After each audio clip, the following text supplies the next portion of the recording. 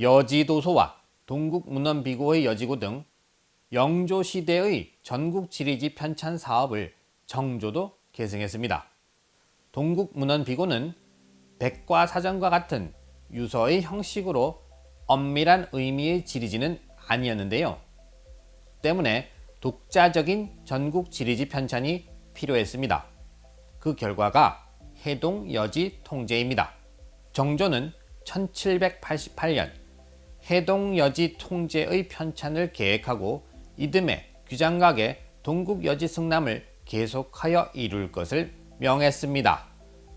정조가 영조시대의 전국 지리지 편찬 사업을 계승했던 이유는 무엇인가요?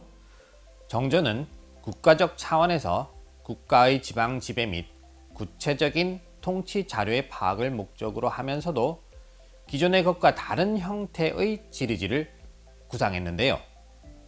정조는 자신의 의도하에 전국을 이끌고 갈 수 있는 통치 구조를 만들기 위해 노력했습니다.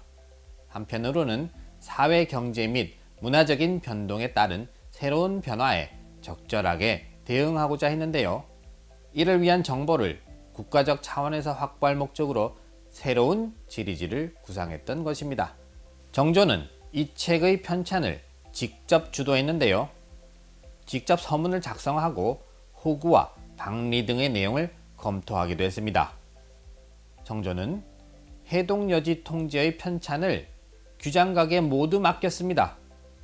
규장각 제학, 김종수, 검교직각, 서호수가 편찬 작업을 총괄하고 전승지, 이가환가, 이서구가 교정 책임자가 되었죠.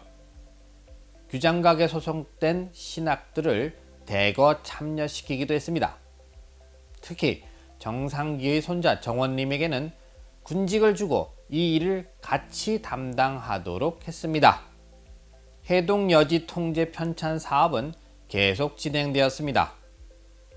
화성축성공사가 완료된 1790년경에는 전체 책의 편찬이 완료된 것은 아니었지만 60권 정도의 책이 마무리되었습니다. 그러나 해동여지 통제는 1800년 정조의 갑작스런 죽음으로 인해 끝내 완성되지 못하였습니다. 현재 이 책은 전하지 않습니다. 따라서 상세한 편목과 내용은 알 수 없습니다만 정조의 문집인 홍제전서의 내용 구성에 관한 간략한 글로 대략만을 파악할 수 있죠. 정조가 구상했던 해동여지 통제의 내용을 살펴볼까요? 먼저 경도, 화성, 개성, 남한, 현재 강화인, 심도를 수록하고 짜있습니다. 각각 강토의 구역과 거리 및 군과 전의 제도, 위치에 관한 내용을 기록하려 했죠.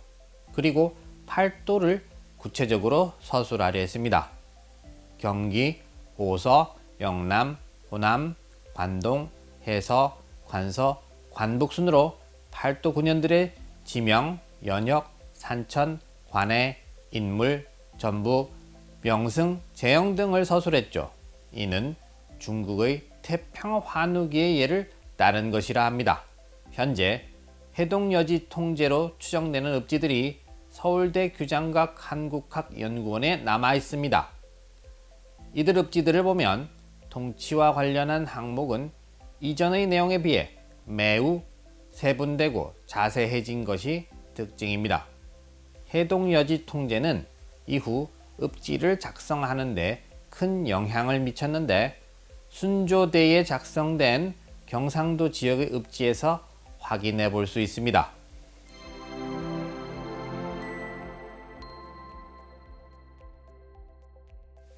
영조 정조대를 거치면서 활발하게 진행된 관찬 지지서의 편찬은 19세기에 접어들면서 점차 쇠퇴해 갔습니다.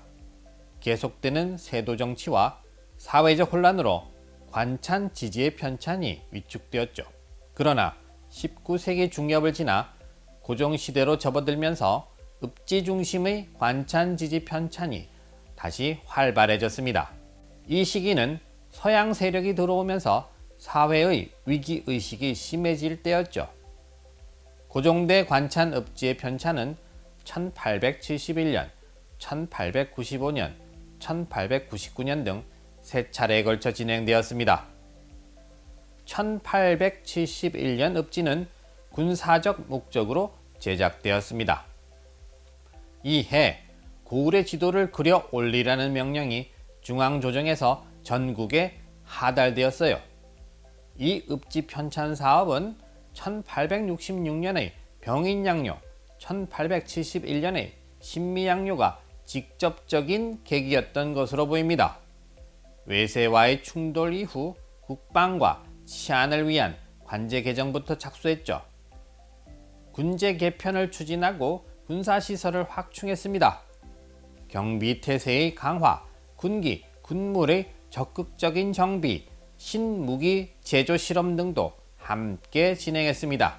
따라서 1871년에 행해진 전국적 군연지도 제작과 읍지 편찬은 이러한 맥락에서 이루어진 것으로 볼 수 있습니다. 이때 수행된 읍지는 기존의 읍지뿐만 아니라 읍의 사례 대계와 영지, 역지, 진지가 뒷부분에 첨부하여 함께 제본되었습니다. 이는 읍의 재정 상황과 군사적인 시설을 상세히 파악하기 위해서였죠.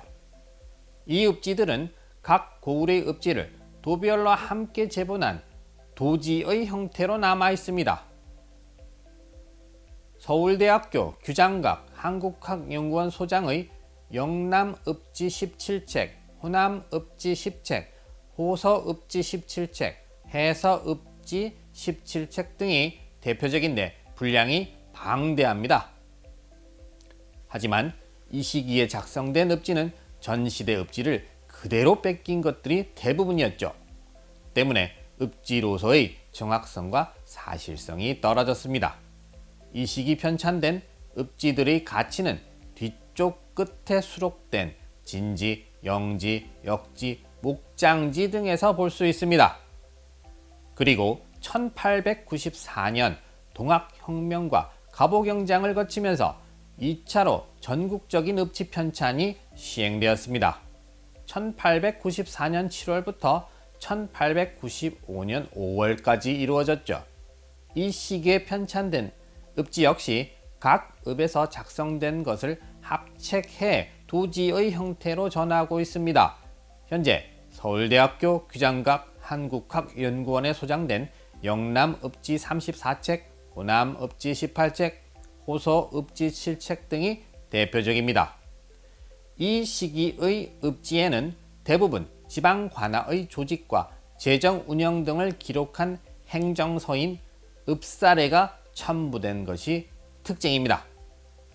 읍지의 본 내용은 이전 시기 읍지의 내용을 간략하게 발췌 정리하는 데 그친 반면 읍사례는 이 시기에 새롭게 작성된 것입니다. 따라서 지지적 속성이 약화되고 지방재정자료집의 성격을 강하게 띠고 있죠. 읍사례의 추가는 지방행정에 대한 구체적인 파악과 수지 개선에 1차적인 목표가 있었던 것으로 보입니다. 이를 통해 수입과 지출 등 예산을 계획 작성해 지방재정을 집행함으로써 낭비와 관리 부패를 방지하려 했던 것입니다. 조선 정부 주도의 전국 읍지 편찬 작업이 마지막으로 행해진 것은 1899년 광무 3년 때입니다. 1895, 1896년에 행해진 지방행정제도의 개편 이후 관찬의 읍지 편찬 사업이 행해진 것이죠. 이 시기의 읍지 편찬은 1897년에서 1904년에 행해진 광무개혁의 일환으로 지방 실정을 파악하기 위해 수행되었습니다. 하지만 읍지 편찬이 단기간에 수행됨으로써 대부분은 이전 시대의 읍지를 베끼는 데 그쳤죠. 단지 개편된 지방행정 등급, 새로운 관리조직, 봉급 등의 항목만이 새롭게 작성되었습니다. 이 시기에 편찬된 읍지의 공통된 특징은 인물에 관한 항목의 비중이 커졌다는 것입니다. 부임 관리들의 명부인 선생안을 대부분 수록하고 있음을 볼 수 있죠. 이 19세기 말엽의 읍지 편찬 사업은 국가 난국 타개를 위한 방편으로 수행되었습니다. 하지만 지지의 본래 기능인 지역의 종합적 이해와 기술에 충실하지 못했죠.